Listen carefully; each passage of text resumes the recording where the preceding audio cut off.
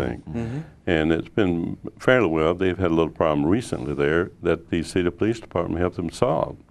So thank goodness for the city police department there on that particular case where they had people that were coming and going. And I understand, but stop that.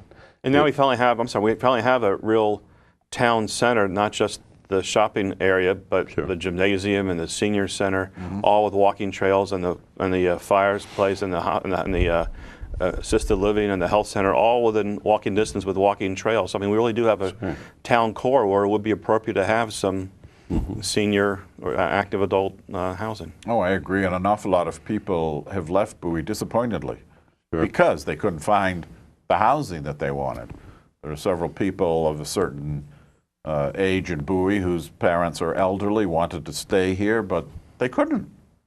They just couldn't. And ironically, we have Bowie people living down in more people in Anne Arundel County, seniors, than we have living in senior housing here. Which is and from Bowie. It's quite surprising. Heritage Harbor with my mother. Yeah. Oh, yeah. That's a beautiful area, too. And one of the person who's a senator and delegate lives there now. Right. And that's sort of a... Who's that? Mary Conroy. Oh, that's right, Mary Conroy. And she's one of my son's customers. And so we keep track with Mary. Great community. I think she would say that. And we've had other people in my neighborhood move there also. But a lot of these people... Maybe we should just annex it. We should just annex Heritage Harbor. Not a bad idea. Put a thread along Route 50 and then annex it, and what a good idea. The best of both, right? I'll tell you, the only objection the person would speak up is Anne Arundel County executive. Yeah. All that revenue they get from that project. But it happened to be timely. And there's a lot of homes in Bowie, I might mention, though, that I know, and through my son's business, we have a lot of seniors still living in Bowie. And a lot of them have homes like ranchers, one floor. There's a larger rancher type that's got a second floor. Then, of course, there's one Levitt-built home that has a bedroom on the lower floor. And some people that are getting older, a couple, they don't go upstairs at all. So there's a lot of people remaining in Bowie because they like Bowie that do have homes that will accommodate them getting older. Yeah, but we need more senior housing in this community. There's no question Absolutely. about it. It was ironic that the developer for the proposed developer for the Hilltop Shopping Center, there was some housing proposed for back there, and a city council said, a couple of them, I guess, asked, well, what about senior housing? Well, no, we can't do that, and blah, blah, blah. Because all they had to do is say, well, yeah, we'll make it ramp accessible. It doesn't take that much to make a project senior citizen friendly. That's right. But apparently they didn't want to do it. Don't understand that at all. But that is I think something should be addressed by whoever is in office. Yeah. That's just one thing. Anything else that might be a candidate versus an incumbent candidate is always difficult. Because the candidate's unknown, unproven, but the door knocking idea. I've noticed, and you have, a lot of our incumbent people are knocking doors. Oh, they are.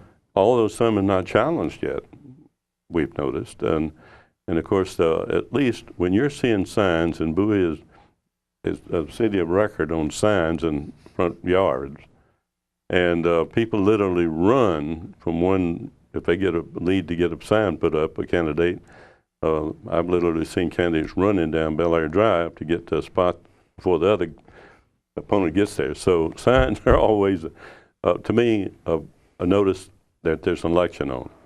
And sometimes it may be the first notice of the election, since the newspapers are not giving any attention to it at all. No. And it's just a few weeks away. And the signs are going up, the perennially Yeah. They're going up. ubiquitous political signs of Bowie. But only people like us who are interested in these things really notice. Yeah. Most people don't. You're right. That's true. Yeah. That's exactly why we ask you here, Lynn, to help us spread the word to get people interested. And there's always a low percentage turnout in Bowie. We've known that. And it seemed like the seasoned candidate or seasoned politician, they know where to put their attention. And I know they have an edge over a challenger in that respect, a great deal. But I think the attention should be brought out about the city election. We've been trying to make the point, and I'd like you to discuss it for a little bit too. Unfortunately, an awful lot of people don't realize just how important the city council is. You know, we are unfortunately under the clause of the county in most things, planning and development and what have you.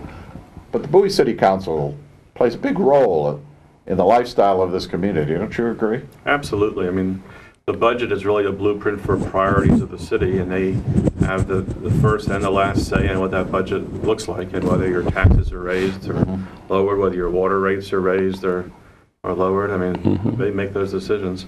And they're, besides passing laws and passing budgets, they're the advocates for the city at the county level and at the state level and Washington, D.C., and the representatives, and so it's a very important job. Do you think they're playing their lobbying role to the fullest? Do you think they could perhaps gas it up a bit? Well, I think it's going to be gassed up next year when you have the county elections and you'll have candidates coming through Bowie, asking for support from Bowie, the largest block of votes in the county. And I think candidates for county office will be asked, well, where do you stand in these different issues that affect Bowie? Should people be paying taxes twice for city parks and also for county parks? Why shouldn't Bowie make its own decisions about land use when every other city our size in the entire state makes those decisions themselves? And there are counties smaller than the city of Bowie. Absolutely. So, I mean, these are very important questions, and I think the city council will be very active in making sure that people running for county office address those questions. We had a guest on recently who said that he was surprised at the amount of paperwork that ends up at the county level from people in Bowie, from the government, from perhaps the city council members and what have you. But I was really surprised to hear him say that there's rarely physical presence down there. That really surprised me. Well, I mean, you have the formal meetings and you have the behind the scenes, and most of the things happen, as I found, behind the scenes as opposed to in the formal meetings. By the time you get to that, it's all scripted, all decided, all done. It's what happens beforehand that is really the important part. And so I think there's a lot of engagement at that level. You do, yeah. Yeah, probably a lot more than they realized, because it'd been a while.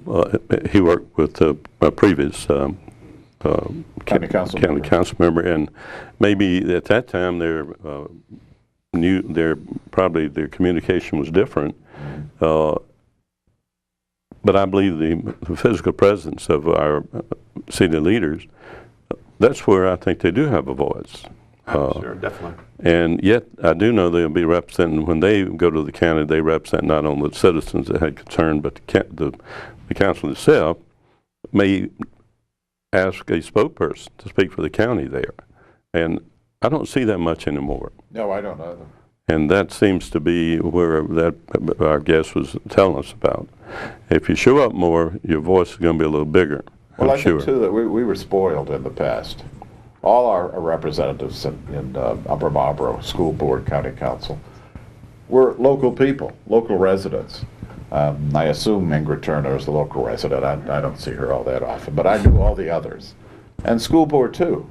We've been running a little contest here on the program for the last dozen guests or so.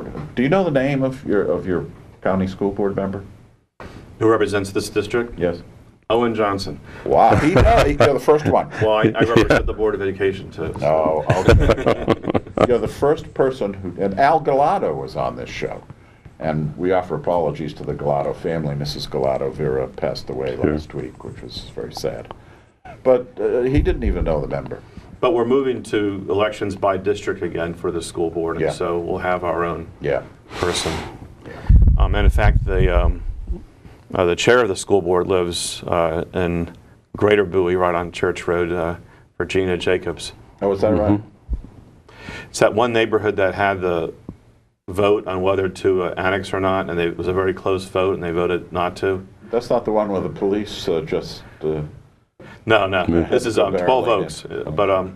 But she lives in Greater Bowie, and may very well be running for that. Well, I saw. That's good to know. You probably saw the story in the Post recently about the Bowie area. A home was invaded by thieves, and somebody unfortunately was killed. And Marley was called. I have no idea where Marley is.